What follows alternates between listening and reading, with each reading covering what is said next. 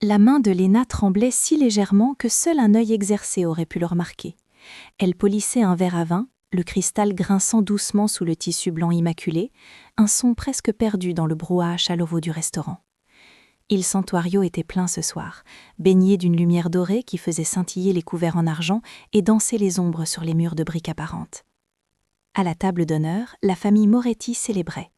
Des rires profonds, des gestes expansifs, une aura de puissance et d'unité si dense qu'elle semblait palpable. Léna offrit un sourire professionnel, le masque qu'elle avait perfectionné au fil des mois, en servant une bouteille de Barolo Vieli. Mais sous le tablier amidodé, son cœur battait une cadence effrénée, un rythme de pure terreur. Son téléphone vibra silencieusement dans sa poche, une pulsation toxique contre sa hanche. Elle n'avait pas besoin de regarder pour savoir que c'était lui. Un autre message, une autre... La main de Léna tremblait si légèrement que seul un œil exercé aurait pu le remarquer. Elle polissait un verre à vin, le cristal grinçant doucement sous le tissu blanc immaculé, un son presque perdu dans le brouhaha chaleureux du restaurant. Il Santuario était plein ce soir, baigné d'une lumière dorée qui faisait scintiller les couverts en argent et danser les ombres sur les murs de briques apparentes. À la table d'honneur, la famille Moretti célébrait. Des rires profonds, des gestes expansifs, une aura de puissance et d'unité si dense qu'elle semblait palpable. Léna offrit un sourire professionnel, le masque qu'elle avait perfectionné au fil des mois, en servant une bouteille de Barolo Vieli. Mais sous le tablier amidodé, son cœur battait une cadence effrénée, un rythme de pure terreur. Son téléphone vibra silencieusement dans sa poche, une pulsation toxique contre sa hanche. Elle n'avait pas besoin de regarder pour savoir que c'était lui. Un autre message, une autre menace voilée, un autre rappel qu'elle n'était jamais vraiment libre. Le restaurant, avec ses murs épais et sa clientèle d'élite, n'était pas un sanctuaire. C'était une cage dorée, et les barreaux se resserraient un peu plus chaque seconde. De l'autre côté de la salle, Dante Moretti observait la scène, ses yeux sombres ne manquant aucun détail. Il était assis à la tête de la table, un patriarche de 38 ans dans un costume sur mesure qui ne parvenait pas à dissimuler la puissance contenue dans ses épaules. Il écoutait d'une oreille les histoires de son oncle, tout en scannant la pièce avec une vigilance habituelle. Ces restaurants étaient des territoires neutres, des lieux d'ordre et de respect, mais il savait que le chaos ne demandait qu'une fissure pour s'infiltrer. Son regard passa sur la jeune serveuse, Léna. Il connaissait tous ses employés de nom. Elle était efficace, silencieuse, presque invisible. Mais ce soir, il y avait quelque chose de différent. Une tension dans sa posture, une fragilité dans son sourire qui n'était pas là auparavant. C'est incroyable de voir à quel point une personne peut souffrir en silence, complètement invisible aux yeux du monde. Si vous avez déjà ressenti cela, si cette histoire commence à résonner en vous, n'hésitez pas à vous abonner à notre chaîne, à aimer cette vidéo et à partager vos impressions dans les commentaires. Votre soutien nous permet de donner une voix à ceux qui, comme Léna, se sentent piégés dans l'ombre. Le déclic se produisit lorsqu'elle se dirigeait vers la cuisine. Pendant une fraction de seconde, son regard croisa une silhouette à travers la grande fenêtre donnant sur la rue. Un homme se tenait sous un lampadaire, le col de son manteau relevé, le visage à moitié caché. Mais elle le reconnut instantanément. Luc Dubois. La simple vue de sa posture arrogante fit geler le sang dans ses veines. Il n'était pas censé savoir qu'elle travaillait ici ce soir. Il la surveillait. La panique monta dans sa gorge, menaçant de l'étouffer. Elle se réfugia dans l'office, s'appuyant contre le mur froid, ses poumons brûlant à la recherche d'air. C'en était trop. Les messages, les appels manquaient, la sensation constante d'être épiée. Elle ne pouvait plus vivre ainsi. La police ne ferait rien, il était l'un des leurs. Ce soir, il avait franchi une nouvelle ligne, en se montrant à son lieu de travail, un territoire qu'elle croyait sûr. Une décision désespérée, longuement mûrie, s'imposa à elle. Le signal, c'était un pari insensé, une chance sur 1 million, mais c'était la seule carte qui lui restait à jouer. Elle prit une profonde inspiration, lissa son tablier et retourna dans la salle, son cœur martelant contre ses côtes. Elle s'approcha de la table des Moretti avec un pichet d'eau fraîche, ses mouvements devenus délibérément lents et mesurés. Elle remplit les verres, évitant le regard de quiconque, se concentrant sur la tâche pour ne pas flancher. Dante Moretti était en pleine conversation avec sa mère, Sofia, une femme âgée à l'allure vive et aux yeux perçantes. Léna sentit son regard sur elle, un poing intense et inquisiteur. C'était maintenant ou jamais. En se redressant, elle laissa sa main monter le long de son cou, comme pour ajuster le col de son uniforme. Ses doigts se posèrent sur sa peau, juste au-dessus de la clavicule. 1, 2, 3. 3 tapotements rapides, discrets, presque imperceptibles. Un geste qui pouvait passer pour une démangeaison nerveuse, un tic anodin. Mais pour elle, c'était un code, un signal de détresse silencieux qu'elle avait vu dans un reportage sur les violences domestiques. Un appel à l'aide que personne n'était censé comprendre. Elle retira sa main, prit le pichet vide et s'éloigna, le dos raide, sans un regard en arrière. Dans son esprit, une seule pensée tournait en boucle. Avait-il vu? Et s'il avait vu, avait-il compris? Où venait-elle de commettre l'erreur qui lui coûterait tout? Dante ne s'y a pas. Sa conversation avec sa mère continua sans la moindre pause. Son expression restant neutre, presque ennuyée. Mais à l'intérieur, quelque chose s'était mis en alerte. Il avait vu le geste, les 3 tapotements. Il l'avait vu dans les dossiers de la police. lu dans des rapports confidentiels sur les réseaux d'aide aux victimes. Ce n'était pas un tic, c'était un appel au secours. Il suivit la silhouette de la serveuse du regard, alors qu'elle disparaissait vers les cuisines.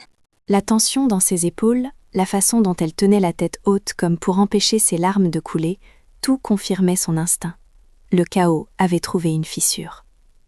Il posa sa serviette sur la table, se penchant vers son bras droit, Marco, un homme au visage buriné qui se tenait discrètement derrière lui. « Je sors prendre l'air », murmura-t-il, ces mots à peine audibles. « Reste avec la famille. » Marco hocha la tête, comprenant immédiatement que l'ordre était bien plus qu'une simple envie d'air frais. La matriarche, Sofia, posa une main sur le bras de son fils. « Fais attention, Dante », dit-elle doucement. Leurs regards se croisèrent, une communication silencieuse passant entre eux. Il n'avait pas besoin de lui expliquer. Elle savait. Il se leva et quitta la salle, son calme dissimulant une tempête qui commençait à gronder. La fin de son service fut une torture. Chaque minute semblait... La tension dans ses épaules, la façon dont elle tenait la tête haute comme pour empêcher ses larmes de couler, tout confirmait son instinct. Le chaos avait trouvé une fissure. Il posa sa serviette sur la table, se penchant vers son bras droit, Marco, un homme au visage buriné qui se tenait discrètement derrière lui. « Je sors prendre l'air », murmura-t-il, ces mots à peine audibles. « Reste avec la famille. » Marco hocha la tête, comprenant immédiatement que l'ordre était bien plus qu'une simple envie d'air frais. La matriarche, Sofia, posa une main sur le bras de son fils.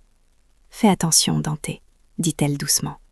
Leurs regards se croisèrent, une communication silencieuse passant entre eux. Il n'avait pas besoin de lui expliquer. Elle savait. Il se leva et quitta la salle, son calme dissimulant une tempête qui commençait à gronder.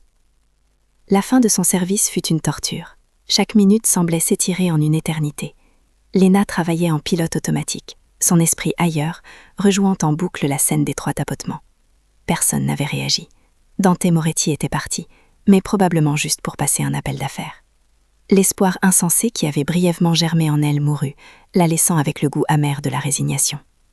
Elle se changea en vitesse, enfilant son manteau usé par-dessus son jean et se précipita vers la sortie de service. L'air froid de la nuit la frappa, une pluie fine commençant à tomber, faisant luire les pavés de la ruelle sombre. Elle voulait juste courir, rentrer chez elle et se barricader. Mais une ombre se détacha du mur du fond, lui barrant le passage. Luc Dubois. Un sourire suffisant étirait ses lèvres. « Tu pensais pouvoir m'ignorer, Léna. Je n'aime pas ça. » Il s'avança, l'odeur d'alcool et de colère émanant de lui. « Tu es à moi. Tu dois comprendre ça. » Le monde de Léna se rétrécit aux dimensions de cette ruelle sordide, aux briques humides et à la silhouette menaçante qui s'approchait. La terreur pure, familière et paralysante, la submergea. Il n'y avait aucune issue.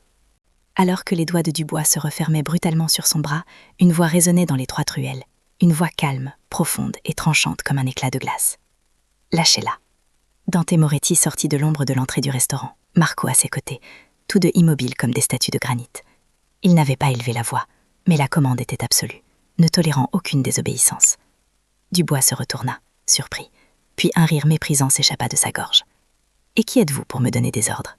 Dégagez, c'est une affaire privée. » Il sortit son portefeuille et fit clignoter son insigne de police. « Inspecteur Dubois, maintenant circulez avant que je ne vous arrête pour obstruction. » Dante ne jeta même pas un regard à l'insigne. Ses yeux étaient fixés sur la main de Dubois qui broyait le bras de Léna. Lentement, il fit un pas en avant, la température de la ruelle semblant chuter de plusieurs degrés. « Je ne le répéterai pas, » dit-il, sa voix maintenant à peine un murmure, mais chargée d'une violence contenue qui était 1000 fois plus terrifiante que n'importe quel cri. Pour la première fois, Léna vit la peur dans les yeux de Luc, une peur qui faisait écho à la sienne. Et dans ce chaos, une minuscule, impossible étincelle d'espoir se ralluma. L'écho de la voix de Dante Moretti résonnait encore dans la ruelle humide, longtemps après que Luc Dubois se fut retiré, lançant un dernier regard chargé de haine par-dessus son épaule. La promesse de vengeance y était si claire qu'elle semblait s'accrocher à l'air froid, plus tangible que la bruine qui tombait. Léna restait figée, le bras douloureux là où Dubois l'avait agrippée, son esprit tourbillonnant dans un mélange de soulagement et d'une terreur encore plus profonde. Elle venait d'échapper à un prédateur pour se retrouver sous le regard impassible d'un autre, dont la puissance était d'une nature différente, plus ancienne et plus effrayante. Dante ne dit rien pendant un long moment, ses yeux sombres évaluant chaque parcelle de la situation, de l'expression de Léna à la silhouette fuyante de Dubois. Marco, son ombre silencieuse, se tenait à quelques pas, une présence rassurante et menaçante à la fois. Finalement, Dante fit un pas vers elle, son costume impeccable semblant absorber la faible lumière. « Rentrez chez vous, mademoiselle, » dit-il, sa voix toujours aussi calme, mais portant un poids d'autorité qui ne laissait aucune place à la discussion. Elle obéit, le cœur battant, se demandant si elle venait d'être sauvée, ou simplement réclamée par une force plus grande. La chute fut aussi rapide que brutale. Le lendemain matin, son téléphone sonna. C'était Monsieur Rossi, le gérant du sanctuario, sa voix empreinte d'un malaise palpable. Il s'excusa abondamment, parlant de complications imprévues et de la nécessité de maintenir un environnement serein pour la clientèle.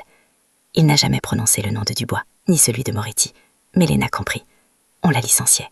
Pour sa propre sécurité, bien sûr, et pour celle de l'établissement. Un arrangement généreux avait été fait, une indemnité de départ bien supérieure à ce qu'elle aurait pu espérer. Mais l'argent sentait la pitié et le danger. Elle raccrocha, le combiné glissant de ses doigts moites. Son travail n'était pas seulement un revenu, c'était sa structure, sa routine, la preuve qu'elle menait une vie normale malgré le chaos qui la rongeait de l'intérieur. C'était aussi le seul moyen de payer les études de sa sœur. Assise sur le bord de son lit dans son minuscule studio, elle regarda la lettre de rappel pour le loyer posée sur sa table de chevet. Les chiffres, autrefois gérables, la fixaient maintenant comme les barreaux d'une nouvelle prison. Une prison de dette et de désespoir, dont les murs se refermaient inexorablement sur elle. La perte de son emploi n'était que le début de la campagne de terreur de Luc. Privé de son accès physique à elle, il se mit à démanteler sa vie à distance, avec la précision cruelle d'un tortionnaire. Les appels commencèrent. D'abord son propriétaire, se plaignant de bruits nocturnes et de visiteurs suspects qu'elle n'avait jamais eus. Puis ce fut l'administration de l'école de sa sœur, l'informant d'un problème de paiement pour des frais qu'elle savait avoir réglés. Chaque appel était une nouvelle lame de rasoir, une entaille dans le tissu déjà fragile de son existence. Chloé, sa colocataire et meilleure amie, la regardait sombrer avec une angoisse croissante. C'était aussi le seul moyen de payer les études de sa sœur. Assise sur le bord de son lit dans son minuscule studio, elle regarda la lettre de rappel pour le loyer posée sur sa table de chevet. Les chiffres, autrefois gérables, la fixaient maintenant comme les barreaux d'une nouvelle prison. Une prison de dette et de désespoir, dont les murs se refermaient inexorablement sur elle. La perte de son emploi n'était que le début de la campagne de terreur de Luc. Privé de son accès physique à elle, il se mit à démanteler sa vie à distance, avec la précision cruelle d'un tortionnaire. Les appels commencèrent. D'abord son propriétaire, se plaignant de bruits nocturnes et de visiteurs suspects qu'elle n'avait jamais eus. Puis ce fut l'administration de l'école de sa sœur, l'informant d'un problème de paiement pour des frais qu'elle savait avoir réglés. Chaque appel était une nouvelle lame de rasoir, une entaille dans le tissu déjà fragile de son existence. Chloé, sa colocataire et meilleure amie, la regardait sombrer avec une angoisse croissante. « Léna, il faut porter plainte. Il ne peut pas s'en tirer comme ça », insistait-elle, sa voix pleine d'une juste colère que Léna ne parvenait plus à ressentir. « Et dire quoi, Chloé? Que mon ex, un inspecteur de police, me harcèle? Ils vont me rire au nez. Il est le système. » Le soir, elle barricadait la porte avec une chaise, un geste futile contre un fantôme qui pouvait traverser les murs. La peur n'était plus une visiteuse occasionnelle. Elle s'était installée, dormant dans son lit, mangeant à sa table, respirant le même air qu'elle. Le point de rupture arriva un mardi soir. Léna rentrait d'un entretien d'embauche infructueux, le moral au plus bas. En montant les escaliers, elle sentit un courant d'air froid. La porte de son appartement était entr'ouverte. Pas forcée, juste ouverte, comme si quelqu'un l'attendait. La peur lui glaça le sang. Elle appela Chloé, mais tomba sur sa messagerie. Avec une prudence infinie, elle poussa la porte. L'appartement n'était pas saccagé. C'était pire. C'était une violation silencieuse et intime. Un tiroir de sa commode était ouvert, ses sous-vêtements remués. Le livre qu'elle lisait était posé sur son oreiller, ouvert à une page qu'elle n'avait pas marquée. Et sur le petit miroir de l'entrée, dessiné avec la condensation de sa propre buée, un simple cœur. Un symbole de leur passé, maintenant transformé en une marque de propriété, une menace. Il avait été là, dans son espace le plus intime. Il lui montrait qu'aucune serrure, aucune porte ne pouvait le tenir à l'écart. C'en était trop. L'air lui manqua, ses genoux cédèrent, et elle s'effondra sur le sol, des sanglots secs et silencieux secouant son corps. Elle n'était en sécurité nulle part. Alors qu'elle était recroquevillée sur le sol, incapable de bouger, un coup sec et autoritaire retentit à la porte. Sa première pensée fut Luc, revenu pour finir son travail de destruction psychologique. La terreur la paralysa complètement. Mais le coup se répétait, différent, plus patient, plus mesuré. Lentement, elle se releva, s'approchant de la porte comme un animal traqué. Quand elle regarda à travers le judas, son cœur manqua un battement. C'était Dante Moretti. Marco se tenait derrière lui, une montagne de granit dans le couloir mal éclairé. Elle ouvrit la porte tremblante. Les yeux de Dante balayèrent l'intérieur de l'appartement en une fraction de seconde, notant la porte entr'ouverte, le désordre subtil, et surtout, l'état de détresse absolue de Léna. Son visage, habituellement une toile de contrôle impassible, se durcit perceptiblement, ses mâchoires se contractant. Il n'eut pas besoin de poser de questions. Il posa son regard sur le cœur dessiné sur le miroir, puis sur elle, et une froideur meurtrière passa dans ses yeux. Il a fait une erreur, dit-il, sa voix basse et dangereuse, une promesse de rétribution qui fit frissonner Léna pour une toute autre raison. Il ne l'a pas laissé rester dans l'appartement une minute de plus. En quelques mots brefs à Marco, ses affaires essentielles furent rassemblées dans un sac. Elle se retrouvait bientôt dans le silence capitonné de la berline noire de Dante, glissement à travers les rues de Paris sous une pluie battante. La voiture était une bulle d'irréalité, isolée du monde extérieur. L'odeur de cuir et d'eau de colonne coûteuse remplissait l'habitacle. Dante conduisait, ses mains gantées de cuir tenant le volant avec une aisance décontractée qui contrastait violemment avec la tempête qui faisait rage en Léna. Il ne la pressa pas, ne la bombarda pas de questions. Il attendait, créant un espace de silence que la vérité finit par remplir. D'une voix brisée, elle lui raconta tout. La rencontre, l'amour qui s'était transformé en contrôle, la jalousie maladive, l'escalade de la violence psychologique après leur rupture, et l'abus de son pouvoir de policier pour l'isoler et la terroriser. Elle parlait sans le regarder, fixant les gouttes de pluie qui couraient sur la vitre, s'attendait à être jugée. Quand elle eut fini, le silence revint, plus lourd qu'avant. Ce genre d'homme, dit finalement Dante, sa voix un grondement sourd, ne mérite pas l'uniforme qu'il porte. Il ne mérite même pas l'air qu'il respire. Ils s'arrêtèrent devant un immeuble haussmannien d'une élégance cristrette dans un quartier huppé de la capitale. Le hall était en marbre, silencieux et impeccablement gardé. Dante la conduisit à un ascenseur privé qui monta sans embruit vers les étages supérieurs. Il s'arrêta devant une porte et l'ouvrit, révélant un appartement magnifique, meublé à l'égout mais impersonnel. « Vous resterez ici », déclara-t-il. Ce n'était pas une suggestion. Personne ne connaît cet endroit. La sécurité est absolue. Il se tourna vers elle, son regard intense la clouant sur place. « Demain, Marco vous trouvera un nouveau travail, quelque chose de discret, dans l'administration d'une de mes sociétés. Vous aurez un nouveau téléphone, un nouveau numéro. Vous couperez tout contact avec votre ancienne vie, pour un temps. » Chaque mot était un barreau de plus à une cage dorée qu'il construisait autour d'elle. C'était une offre de protection totale, une solution parfaite à un problème insoluble. Mais le prix était évident. Elle serait sous sa surveillance, dépendante de lui, une pièce sur son échiquier. Il lui offrait la sécurité, mais en échange, il lui prenait le peu. Dante la conduisit à un ascenseur privé qui monta sans embruit vers les étages supérieurs. Il s'arrêta devant une porte et l'ouvrit, révélant un appartement magnifique, meublé à l'égout mais impersonnel. « Vous resterez ici », déclara-t-il. Ce n'était pas une suggestion. Personne ne connaît cet endroit. La sécurité est absolue. Il se tourna vers elle, son regard intense la clouant sur place. « Demain, Marco vous trouvera un nouveau travail, quelque chose de discret, dans l'administration d'une de mes sociétés. Vous aurez un nouveau téléphone, un nouveau numéro. Vous couperez tout contact avec votre ancienne vie, pour un temps. » Chaque mot était un barreau de plus à une cage dorée qu'il construisait autour d'elle. C'était une offre de protection totale, une solution parfaite à un problème insoluble. Mais le prix était évident. Elle serait sous sa surveillance, dépendante de lui, une pièce sur son échiquier. Il lui offrait la sécurité, mais en échange, il lui prenait le peu de liberté qui lui restait.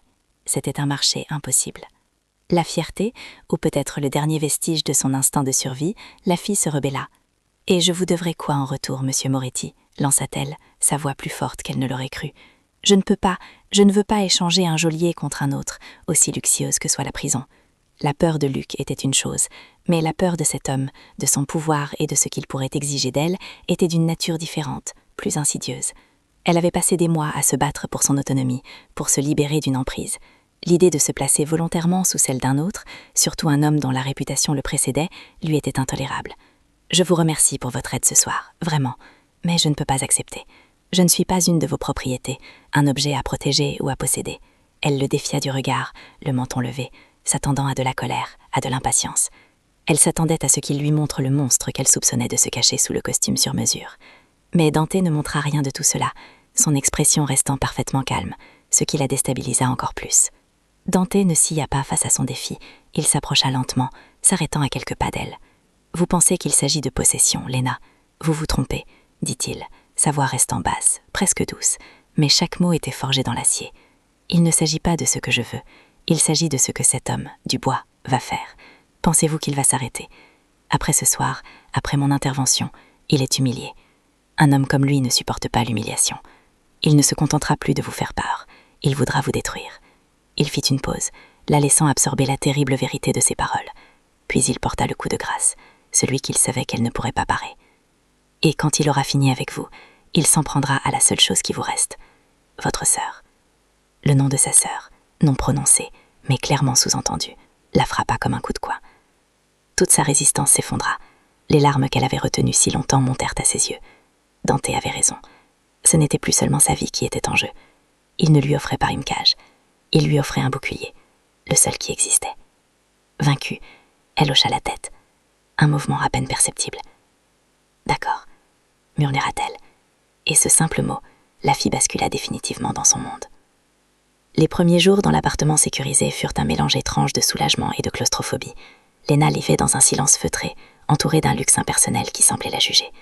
Dante lui avait fourni un nouveau téléphone, un simple appareil prépayé, dont le seul contact enregistré était celui de Marco. Les règles étaient claires et non négociables.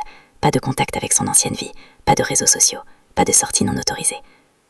Chaque matin, Marco venait la chercher pour la conduire à son nouveau travail, et chaque soir il la ramenait, son silence étant une présence plus pesante que n'importe quelle conversation.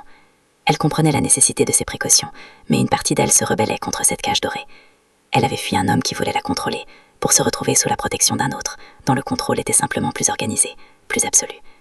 Elle n'était plus une personne, mais un actif à protéger, un problème à gérer. Cette nouvelle sécurité avait le goût amer de la dépendance, et chaque repas qu'elle prenait, chaque nuit qu'elle passait dans ce lit trop grand, lui rappelait la dette invisible qu'elle contractait envers cet homme sombre et insondable. Son nouveau travail était un poste administratif dans une société d'import-export qui servait de façade respectable aux affaires des Moretti. Loin du chaos vibrant du sanctuario, elle passait ses journées dans un bureau vitré, à classer des factures et à gérer des plannings. Le travail était simple, presque abrutissant, mais il lui offrait une routine. Dante passa la voir à la fin de la première semaine. Il se tenait dans l'encadrement de la porte, son costume impeccable contrastant avec la banalité des lieux. « Comment vous adaptez-vous » demanda-t-il, sa voix neutre. « Je m'adapte » répondit-elle, froidement, sans lever les yeux de son écran. « Je ne suis pas une enfant, monsieur Moretti. » Je sais suivre des ordres. Une étincelle de quelque chose d'indéchiffrable passa dans ses yeux.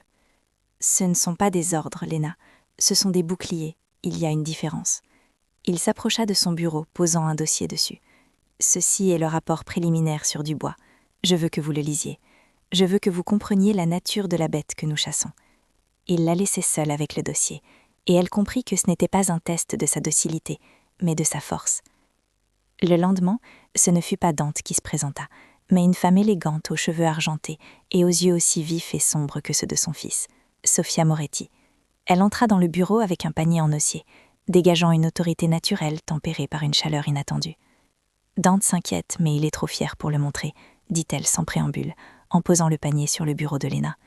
Il m'a dit que vous aviez besoin de compagnie, mais je pense qu'il a surtout besoin de savoir que vous n'êtes pas seul. Je sais suivre des ordres. Une étincelle de quelque chose d'indéchiffrable passa dans ses yeux. Ce ne sont pas des ordres, Léna. Ce sont des boucliers. Il y a une différence.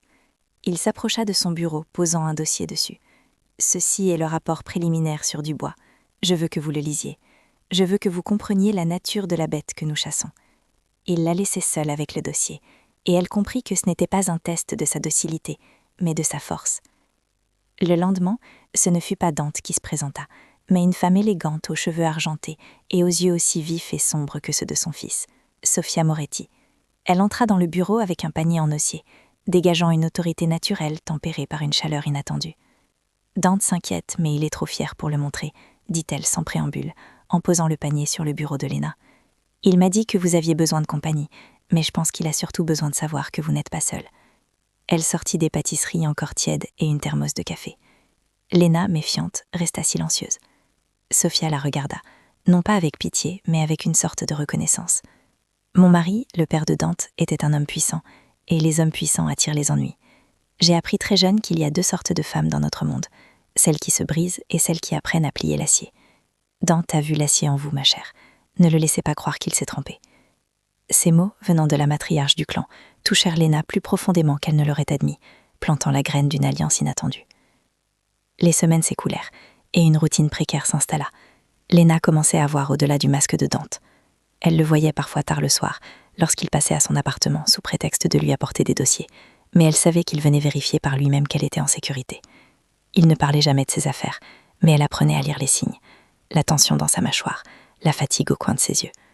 Un soir, elle le trouva dans la cuisine de l'appartement, en train de resserrer un robinet qui fuyait avec une concentration intense, ses manches de chemise retroussées réveillant des avant-bras puissants. Il n'avait appelé personne, il s'en occupait lui-même. « Le bruit devait vous empêcher de dormir », dit-il simplement en la voyant, comme si c'était la chose la plus normale au monde.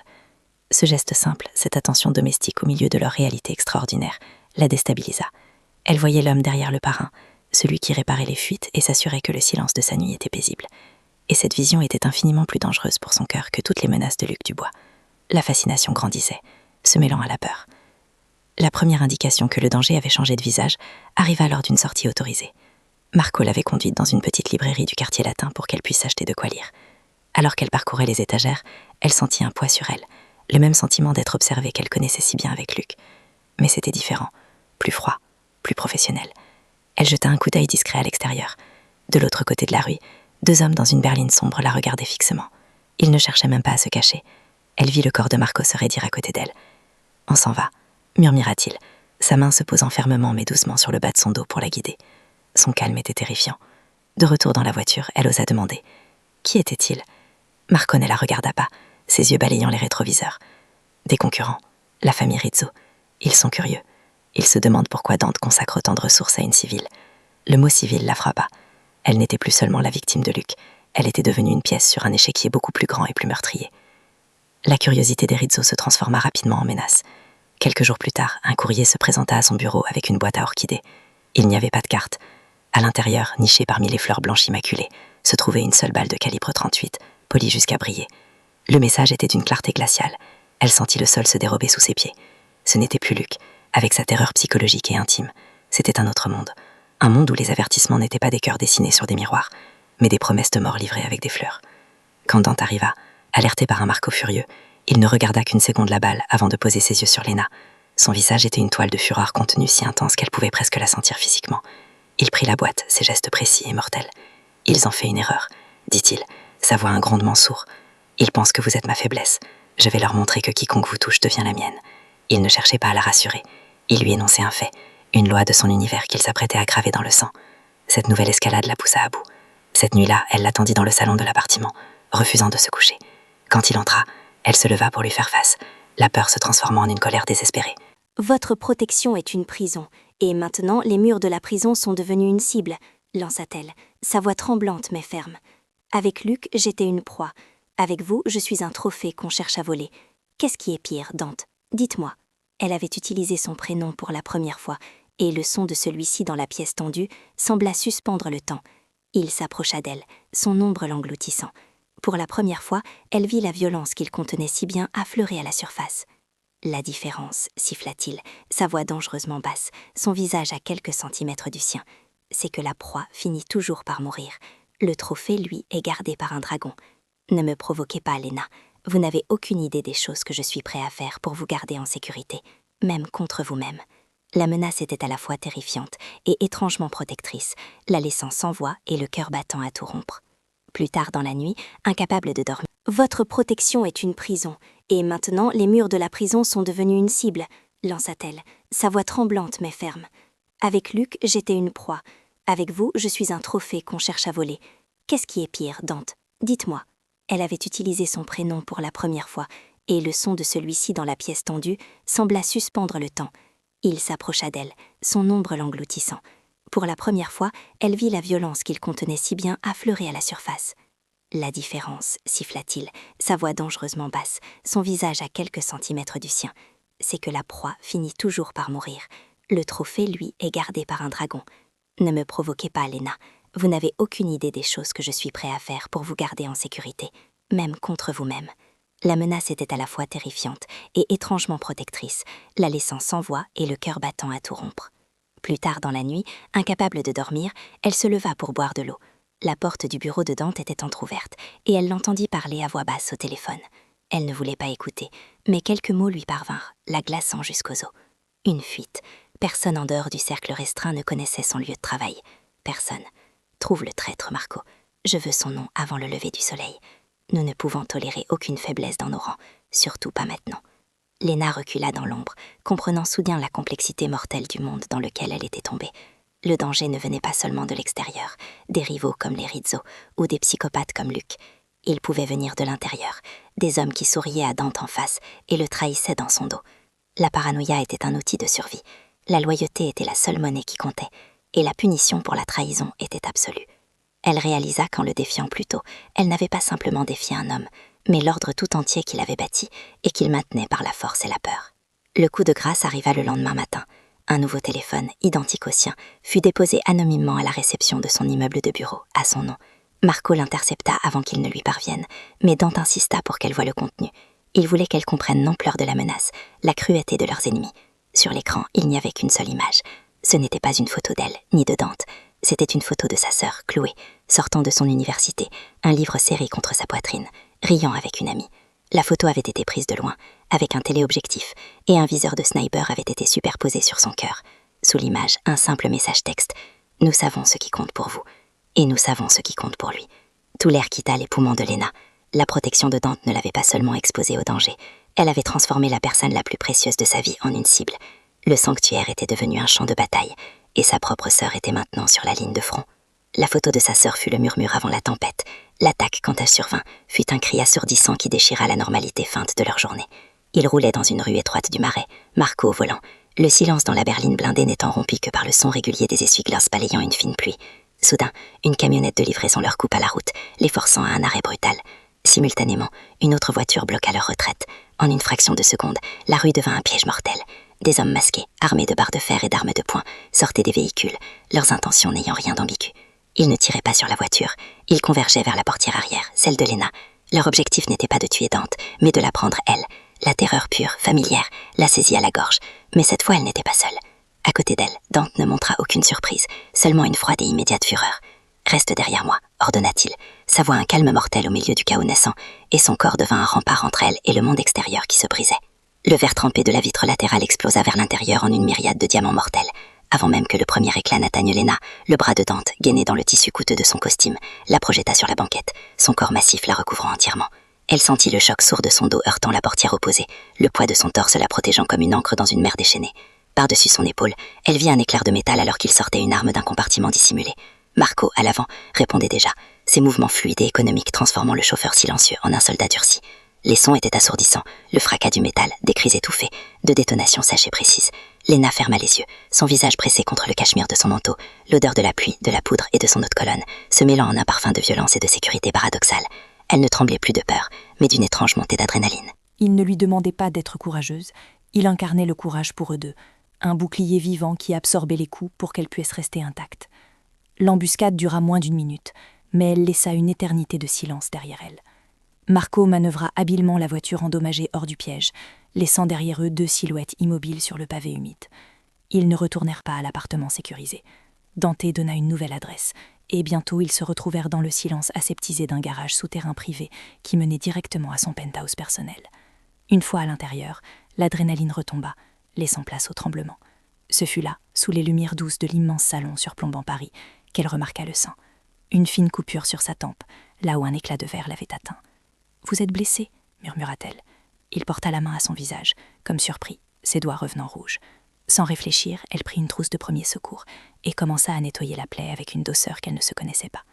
Le géant restait parfaitement immobile sous son contact, ses yeux sombres fixés sur elle, une vulnérabilité inattendue dans son regard. « Ma mère », dit-il soudain, sa voix rauque. Elle a subi une chose semblable. Un homme qui pensait qu'elle lui appartenait. Je n'avais que 10 ans. Je me suis juré ce jour-là que plus jamais un homme ne lèverait la main sur une femme sous mon regard. Sa confession, un fragment de son âme offert dans le calme après la violence, brisa les dernières défenses de Lena. Les larmes qu'elle avait refusé de verser pour elle-même coulèrent pour le petit garçon qu'il avait été, pour la promesse qu'il s'était faite. Moi, ce n'est pas un serment qui me guide, avoua-t-elle d'une voix brisée, en posant un pansement sur sa tempe. C'est la culpabilité d'avoir mis ma sœur en danger, la culpabilité de vous avoir attiré dans mes problèmes, la culpabilité d'être devenu ce fardeau. Luc m'a dit un jour que j'étais un poison, que je détruisais tout ce que je touchais. Et parfois, en regardant les dégâts autour de moi, je me dis qu'il avait peut-être raison. Elle leva les yeux vers lui, s'attendait à voir de la pitié ou de l'impatience, mais elle ne vit qu'une intense concentration, comme s'il gravait chacun de ses mots dans sa mémoire. Il la voyait, non pas comme une victime ou un problème, mais comme une personne entière, avec ses blessures et sa force. C'était une forme d'intimité plus profonde et plus terrifiante que n'importe quel contact physique, une reconnaissance mutuelle de leurs cicatrices invisibles. Il leva la main, lentement, lui laissant le temps de reculer, mais elle ne bougea pas. Ses doigts effleurèrent sa joue, son pouce essuyant une larme avec une délicatesse qui contrastait violemment avec la puissance contenue dans sa paume. L'électricité de son contact parcourut sa peau, faisant taire le chaos dans son esprit. « Vous n'êtes pas un poison, Lena, » dit-il, sa voix rauque qui vibrait au plus profond d'elle. « Vous êtes le remède à un monde qui en manque cruellement. Cet homme ne vous a pas seulement menti sur vous, il vous a menti sur votre propre valeur. » L'espace entre eux se réduisit, l'air devint dense, chargé d'une attraction magnétique. Son regard descendit sur ses lèvres, et elle sentit son propre souffle se suspendre dans l'attente. C'était un moment suspendu hors du temps, une promesse silencieuse dans la bulle de leur sanctuaire de verre. Mais il ne l'embrassa pas. Avec un effort visible, il retira sa main, Un muscle tressaillant posa sa mâchoire. Le danger est trop grand. Pas maintenant. Ce n'était pas un rejet, mais une promesse. Une promesse qu'il y aurait un plus tard. Un temps où la sécurité ne serait pas un luxe mais une évidence. Le lendemain, la stratégie changea radicalement. L'attaque n'était pas seulement l'œuvre de Luc Dubois. L'analyse des véhicules et des hommes par les équipes de Dante confirma ses soupçons. C'était une opération des Rizzo, utilisant l'obsession de Dubois comme un cheval de Troie. Dante réunit son cercle restreint dans son bureau, Marco à ses côtés. Lena, à sa demande, était présente, non plus comme une protégée à cacher, mais comme une partie intégrante de l'équation. Ils ont testé mes défenses, expliqua Dante, sa voix froide comme l'acier. Ils voulaient voir jusqu'où j'irais pour elle. L'embuscade n'était pas pour la tuer, c'était pour confirmer sa valeur à mes yeux. Marco hocha la tête, son visage grave, et nous leur avons donné la confirmation qu'ils cherchaient Dante. En la protégeant si férocement, tu la peinte comme ta plus grande vulnérabilité. Ils ne vont plus la cibler pour te provoquer, ils vont la cibler pour te briser. Ils utiliseront votre lien contre vous. Les mots de Marco résonnèrent dans le silence, une prophétie glaciale. Le danger n'était plus une menace extérieure et impersonnelle, il était devenu intime, visant le cœur même de leur relation naissante. Dante se tourna vers Lena, son regard intense la cloua sur place. Il ne lui cacha rien, ne minimisa pas le danger. Il lui offrait la révité brute, le plus grand signe de respect qu'il pouvait lui donner. Marco a raison, te cacher ne suffit plus. C'est même devenu contre-productif. Ils te chercheront partout où tu iras. Il n'y a plus qu'un seul endroit sur Terre où tu seras en sécurité. Il fit une pause, laissant le poids de ses mots s'installer. À mes côtés. Pas derrière moi, pas dans un appartement à l'autre bout de la ville. Ici, où chaque respiration que tu prends est une respiration que j'entends. Ce n'était pas une question, mais une déclaration. Il lui tendit un petit téléphone satellite, simple et robuste. Ceci est ta seule ligne de communication avec le monde extérieur. Il n'a qu'un seul numéro, le mien. Ton ancien téléphone, tes contacts, ta vie d'avant, tout cela doit disparaître pour un temps. C'est le seul moyen. En acceptant ce téléphone, elle savait qu'elle acceptait bien plus qu'une protection. Elle acceptait de lier son destin au sien, de manière irréversible, pour le meilleur et pour le pire. Elle prit le téléphone, ses doigts effleurant les siens. Le contact fut bref, mais il scella leur pacte. À cet instant précis, un signal discret retentit sur l'ordinateur de Dante. Marco se pencha sur l'écran, son visage se durcissant. « Patron ?» dit-il, sa voix soudainement tendue. Dante se déplaça vers le bureau, Lena le suivant d'un pas. Sur l'écran s'affichait une notification d'un de ses canaux de communication les plus sécurisés. C'était un court message vidéo. Il cliqua dessus. L'image qui apparut n'était pas celle d'une menace de mort ou d'une demande de rançon. C'était une vidéo de surveillance, prise quelques minutes plus tôt, d'une qualité granuleuse mais parfaitement claire. Elle montrait le hall d'entrée d'un immeuble familier, celui où vivait sa mère, Sofia. Un livreur, le visage dissimulé par une casquette, tendait un bouquet de lys blanc à la vieille femme. Sofia souriait en acceptant les fleurs, ignorant la minuscule caméra cachée dans le bouquet. Le message texte sous la vidéo était simple et dévastateur. « De belles fleurs pour une belle femme. Nous espérons qu'elle n'est pas allergique. La prochaine livraison pourrait être moins agréable. Votre choix. » Il n'attaquait plus la forteresse. Il visait son cœur. La fureur de Dante fut une chose silencieuse et terrible, une chute de température dans le penthouse qui gela l'air et les mots. Face à l'image de sa mère souriante, inconsciente du danger niché dans les fleurs qu'elle tenait, son visage devint un masque de granit. Toute trace de l'homme qui avait pansé sa tempe et essuyé ses larmes s'évapora, remplacé par le chef de clan, le stratège impitoyable. Il ne regarda pas Lena. Il se tourna vers Marco, sa voix un claquement sec, une série d'ordres précis qui mobilisaient des ombres dans toute la ville. Sécuriser les périmètres, verrouiller les communications, préparer une exfiltration. Chaque mot était une arme, chaque phrase un mouvement sur un échiquier mortel. Lena se sentit invisible, superflue, la cause catastrophique d'une guerre qui ne la concernait pas. La gentillesse de Sofia, ses pâtisseries chaudes, ses paroles d'encouragement, tout cela se mua en une culpabilité si lourde qu'elle peinait à respirer. Elle n'était pas un remède, comme il l'avait dit. Elle était la maladie, l'agent pathogène qui avait infecté cette famille, et l'avait forcée à exposer son cœur au grand jour, le rendant vulnérable à tous les prédateurs qui attendaient dans l'ombre. Le plan d'exfiltration de Sofia était une opération d'une précision militaire, mais leurs ennemis avaient un coup d'avance. Alors qu'un convoileur quittait l'immeuble de la matriarche pour attirer l'attention, une violente explosion déchira la rue, projetant des flammes et des débris dans le ciel nocturne. La détonation fut si puissante que Lena la sentit vibrer à travers les vitres du penthouse, à des kilomètres de là. Sur l'écran de sécurité, les images passaient d'une surveillance ordonnée à un chaos de fumée et de panique. Marco, qui supervisait personnellement l'opération de diversion, se trouvait au cœur du brasier. La communication fut coupée. Le silence qui suivit dans le bureau de Dante fut plus assourdissante que l'explosion elle-même. La trahison était une évidence brutale. Quelqu'un à l'intérieur, quelqu'un de proche, avait vendu le plan, l'heure, l'itinéraire. Le piège n'était pas pour Sophia. Il était pour le bras droit de Dante, une décapitation symbolique visant à paralyser l'organisation. Lena fixa l'écran, le visage de Marco, si souvent impassible et rassurant, flottant dans son esprit. La dette qu'elle avait envers cet homme venait de se transformer en un fardeau de sang qu'elle ne pourrait jamais rembourser. La paranoïa s'installa comme un poison dans les veines du clan Moretti. Le penthouse, autrefois un sanctuaire de verre et de lumière, devint une forteresse glaciale où chaque regard était une suspicion. Dante était méconnaissable. Le chagrin et la rage pour Marco, qui luttait entre la vie et la mort dans une clinique privée, avaient éteint la dernière lueur de chaleur dans ses yeux. Il devint une machine de vengeance, interrogeant ses hommes les plus loyaux avec une froideur qui brisait les volontés les plus fortes. Une nuit, incapable de trouver le sommeil, Lena entendit parler avec son oncle. Sa voix basse et chargée d'une amertume ancienne. « C'est la même erreur », siffla-t-il, les mots la transperçant à travers la porte. « Mon père a fait conscience à une femme. Il a cru qu'il pouvait la protéger de notre monde. Ses ennemis l'ont utilisé pour l'atteindre. Ils l'ont brisé pour le briser. » L'affection est une faiblesse, une arme que l'on offre à ceux qui volent notre mort. Lena recula dans l'ombre, le souffle coupé. Il ne parlait pas seulement de son père, il parlait d'elle. Elle n'était pas une personne à ses yeux, mais la répétition d'une histoire tragique, une vulnérabilité qu'il s'était juré de ne jamais plus se permettre. Chaque mot qu'il avait prononcé, chaque geste de protection, chaque regard intense, se tordit en son esprit pour devenir une preuve de sa folie. Elle était bien le poison que Luc avait décrit. Elle s'était infiltrée dans la vie de Tante, avait gagné sa confiance et, sans le vouloir, avait fourni à ses ennemis le levier parfait pour tout détruire. Marco était entre la vie et la mort, Sophia était une cible, et Dante était forcé de revivre le traumatisme qui avait défini sa vie. La culpabilité n'était plus une émotion, c'était une présence physique, un poids sur sa poitrine qui l'empêchait de respirer, un goût de cendre dans sa bouche. Elle ne pouvait plus supporter de voir la douleur dans ses yeux, sachant qu'elle en était la source. Il n'y avait qu'une seule façon de réparer les dégâts, une seule façon de lui rendre sa force. Elle devait disparaître. Elle devait retirer la cible de son dos et la placer sur le sien. C'était une logique de sacrifice, née du désespoir. Si elle était l'arme pointée sur son cœur, elle devait s'arracher de la main de l'ennemi, même si cela signifiait se jeter elle-même dans le vide. L'occasion se présenta lorsque Dante quitta le penthouse pour une réunion d'urgence, la laissant sur la garde de deux hommes dont la loyauté était désormais constamment mise à l'épreuve. Elle agit avec une clarté d'esprit terrifiante.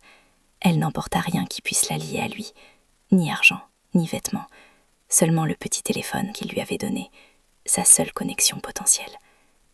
Sur le lit immense où ils n'avaient jamais dormi ensemble, elle laissa une simple note, écrite d'une main tremblante sur une page arrachée d'un livre. « Pardon, vous aviez raison. Je suis une faiblesse.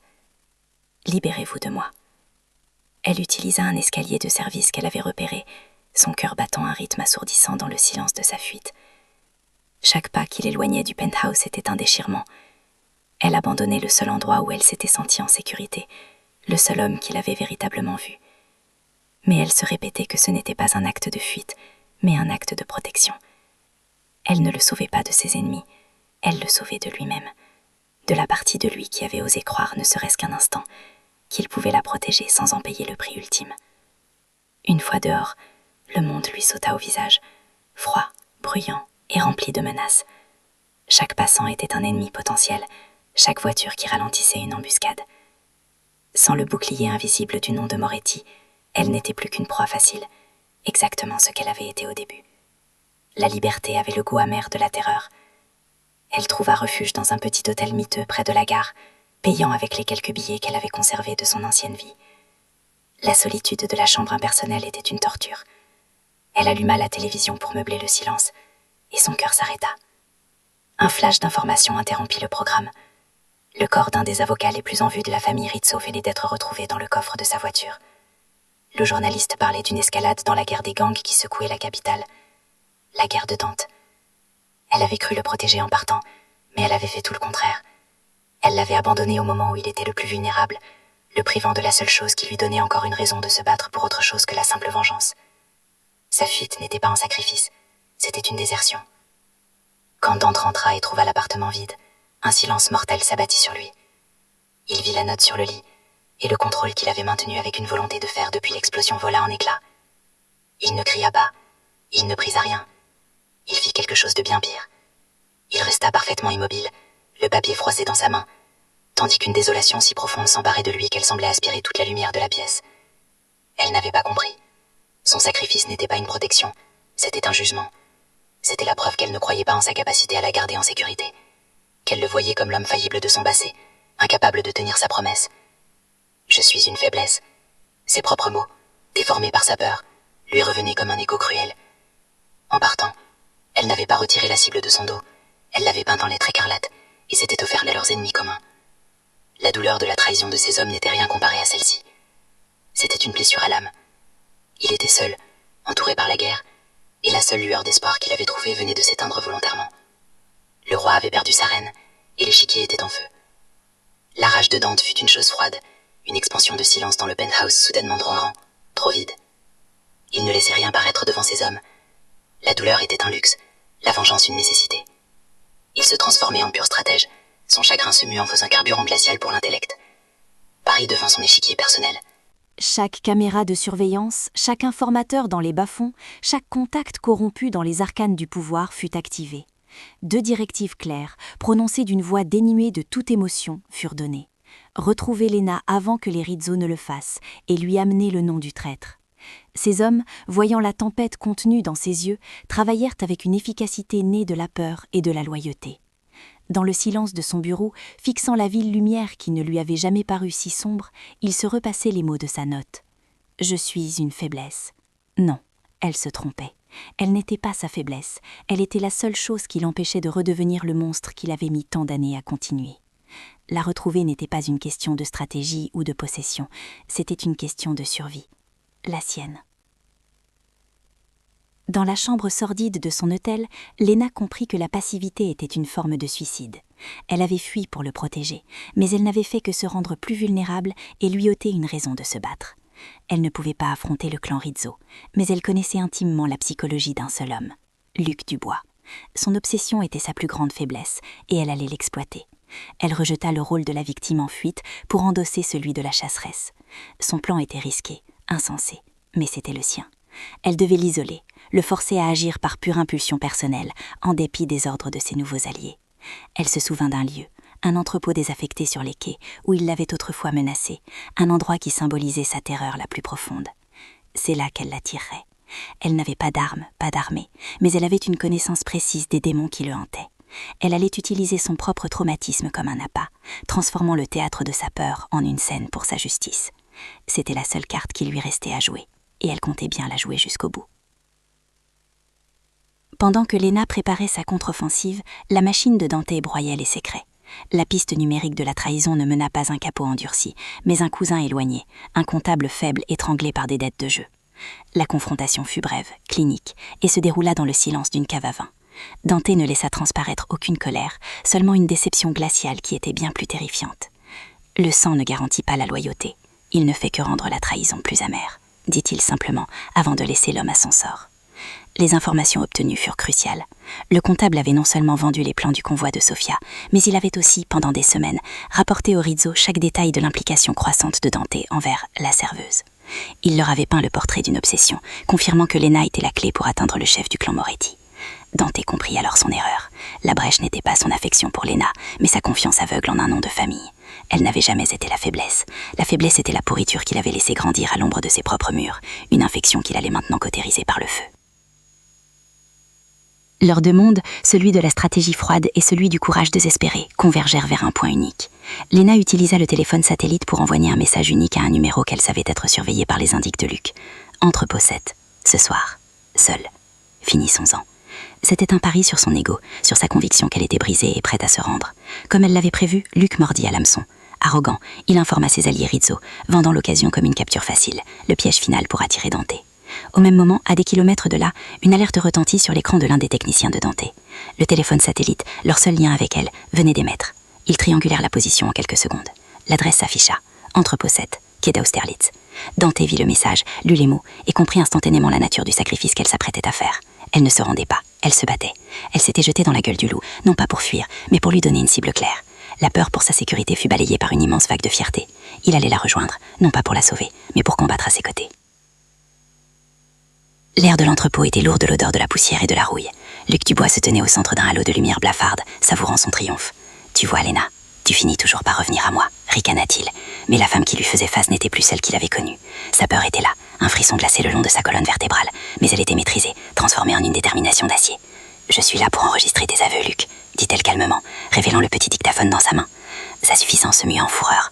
Alors qu'il se jetait sur elle, des ombres se détachèrent des coursives, les hommes des rizos, l'habillage se refermait. Mais un autre son déchira l'atmosphère tendue, le crissement de pneus sur le gravier, suivi du silence lourd et menaçant de plusieurs portières se refermant. Dante entre, non pas comme un gangster, mais comme une force de la nature, ces hommes se déployant derrière lui avec une précision mortelle. Il ne regarda même pas les hommes des rizos, son regard de prédateur fixé sur une seule proie. « Touchez-la », dit-il d'une voix qui était un simple murmure, mais qui résonna dans tout l'entrepôt. « Et je brûlerai cette ville jusqu'à ce qu'il ne reste que vos cendres. » La confrontation fut d'une brutalité chirurgicale. Les hommes de Dante neutralisèrent les sbires des rizos avec une efficacité silencieuse, tandis que Dante marchait droit sur Luc, ignorant tout le reste. Il n'y eut pas de combat prolongé. Dante le désarma avec un mépris presque insultant, brisant son poignet d'un geste sec. Luc s'effondra, vaincu, son pouvoir s'évaporant sous le regard implacable de l'homme qu'il avait sous-estimé. Dante ramassa le dictaphone que Léna avait laissé tomber et le lui tendit. « Ta justice », dit-il simplement. C'était sa victoire autant que la sienne. Plus tard, dans le silence retrouvé du penthouse, la guerre était terminée. Le clan Rizzo était décapité, Luc Dubois livré à un système qui le dévorerait grâce aux preuves qu'elle avait recueillies. Ils se firent face, les masques tombaient. Il n'y avait plus de protecteur ni de protégé, seulement un homme et une femme qui avaient traversé le feu ensemble. « Ne pars plus jamais », murmura-t-il, non comme un ordre, mais comme une confession de sa propre fragilité. Elle posa sa main sur son cœur, sentant ses battements réguliers. « Je suis chez moi », répondait-elle. Ce n'était pas la fin d'une histoire de danger, mais le début d'une vie où la sécurité n'était pas un lieu, mais une promesse partagée. Les mois qui suivirent la confrontation à l'entrepôt s'écoulèrent avec la lenteur apaisante d'une convalescence. Le silence avait un son nouveau, non plus celui de la peur qui gotte, mais celui de la paix chèrement acquise. Le clan Rizzo, privé de sa tête et de ses principaux lieutenants, s'était effondré comme un château de cartes, ses restes absorbés ou dissous dans l'anonymat de la pègre parisienne. Quant à Luc Dubois, il n'était plus qu'un nom dans un dossier, une ombre engloutie par le système qu'il avait si longtemps manipulé, trahi par ses propres enregistrements et abandonné par des alliés qui n'avaient plus besoin de lui.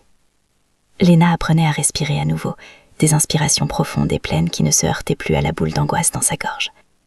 Parfois, elle regardait Dante, plongé dans ses affaires, et voyait le poids sur ses épaules s'alléger. Marco, son ombre fidèle, se remettait de ses blessures, son humour sec revenait peu à peu, signe que la famille Moretti se reconstruisait, plus forte et plus soudée qu'auparavant.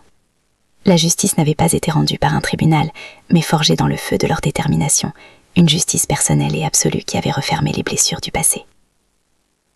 Son rôle dans ce nouvel univers se dessina naturellement, sans qu'aucun mot ne soit échangé. Elle n'était plus la protégée, mais la partenaire.